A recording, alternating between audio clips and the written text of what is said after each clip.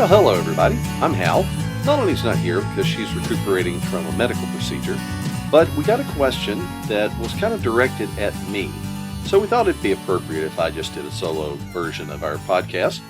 I want to welcome you to Making Biblical Family Life Practical. This is a follow-up from episode number 245. I had to look it up and make sure. Episode 245, Melanie and I were talking about the books that we have been reading since the pandemic, and we find some time on our hands and such like. We are pretty voracious readers, and we have found a number of different authors that we enjoyed, that both of us liked, some that we discovered after we got married, some that we introduced back and forth, that had in our background and say, hey, have you ever seen this one? And one of the best things, if you're a voluminous reader like we are, is to find an author who has written a lot. And so finding series that you say, hey, I like this author, I like the kind of things that he or she does, and there's more of it. Oh, great. That's awesome.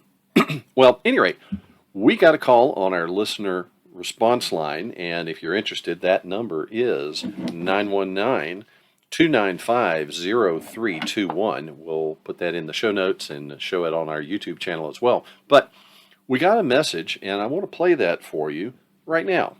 Hi, Hal and Melanie.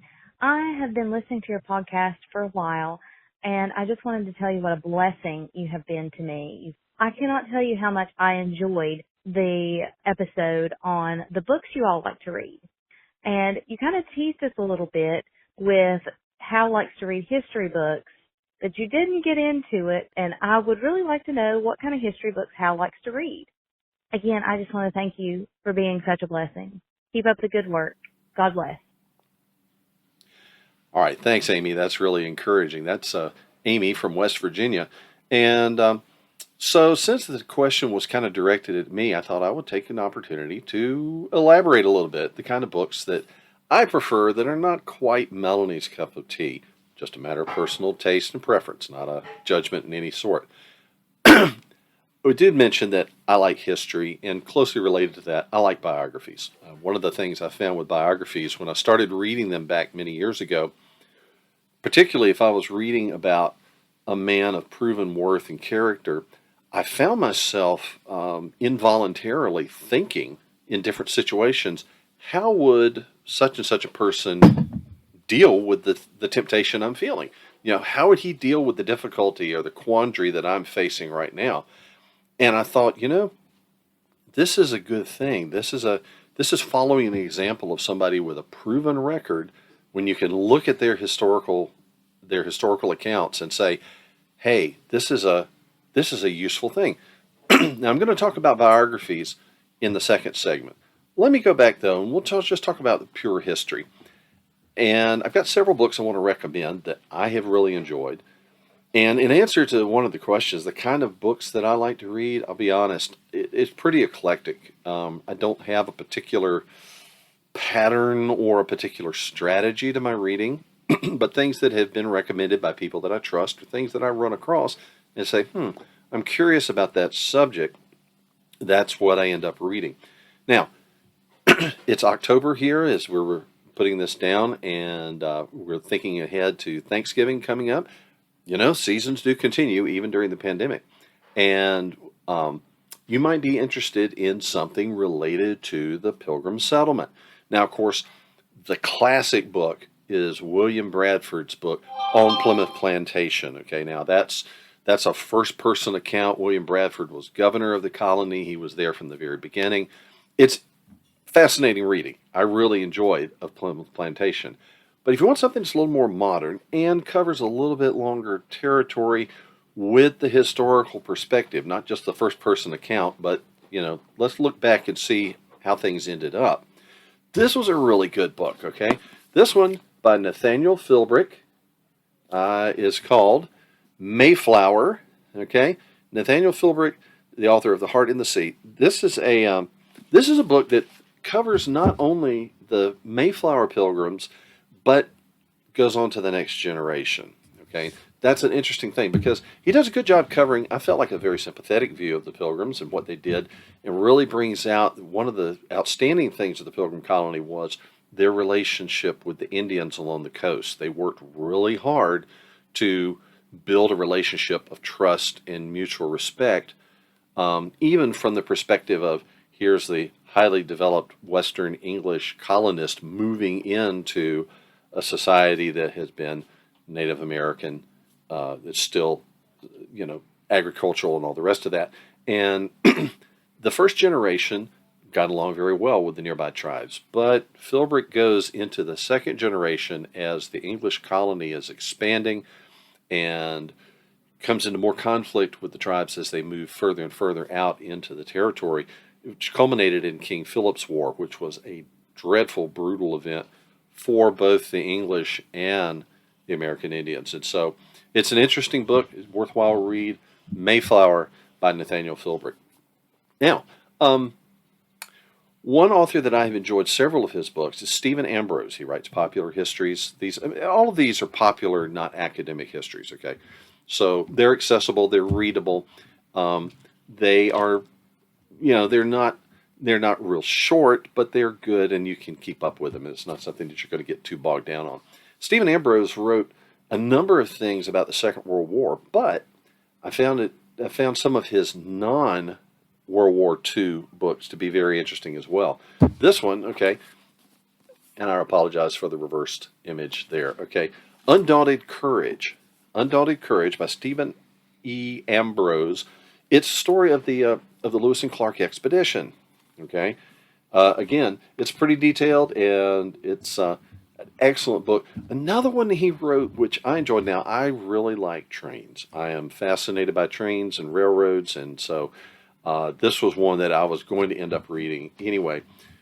He wrote about the building of the Transcontinental Railroad, which was completed in 1869. In fact, it was something that was being discussed even during the war between the states. It was a project that Abraham Lincoln was interested in, trying to link up the settlements on the West Coast with the East Coast, which, of course, at that time extended to the Mississippi and to Kansas and Texas. And so I think it was understood that if they could improve the transportation between, say, the East Coast and California, that would knit the country together and allow settlement of the interior. And so that's what they did. And so this book called Nothing Like It in the World, okay, by Stephen Ambrose. It is the men who built the Transcontinental Railroad, 1863 to 1869. Now, something that I found sort of odd that I would be reading this, because this doesn't naturally grab my attention, but I had heard a recommendation.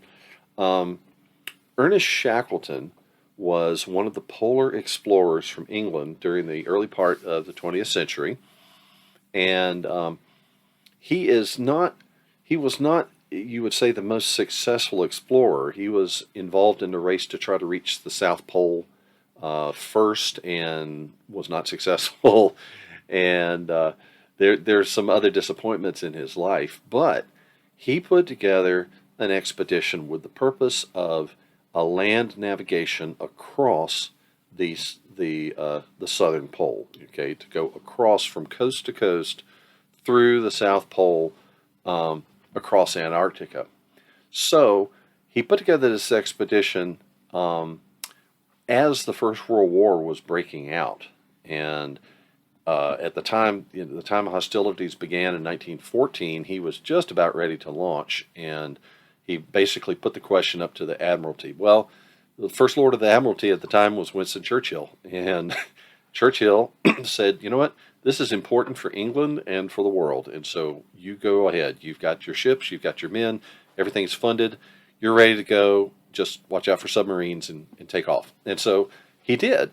So they launched the Endurance and another ship, I think the Aurora, and went to Antarctica. They were going to try and to go from one side to the other, and that's why they had a base built on, or a base to settle on either side of the continent down there. However, one problem: the Endurance, which was the ship that Shackleton was on, the Endurance got caught in the pack ice and was frozen up solid for quite a few months. Well, when the pack ice broke, the ship was actually crushed and sank They managed to evacuate the crew and a lot of the supplies and get them off onto the ice cap.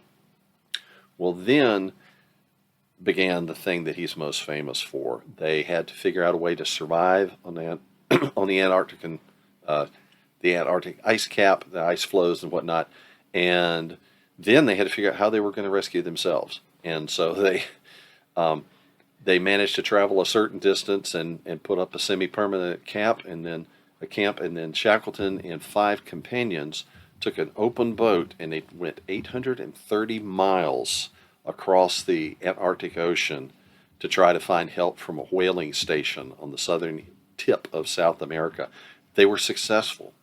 Unbelievable odds. They managed, and Shackleton managed to arrange the rescue of not only himself and his companions in the open boat, but the 22 men that they left behind on the ice floe. So everybody from the Endurance survived the trip. They survived the ordeal. Absolutely incredible story. And so the book is called simply South. It's just South, and it's by Sir Ernest Shackleton.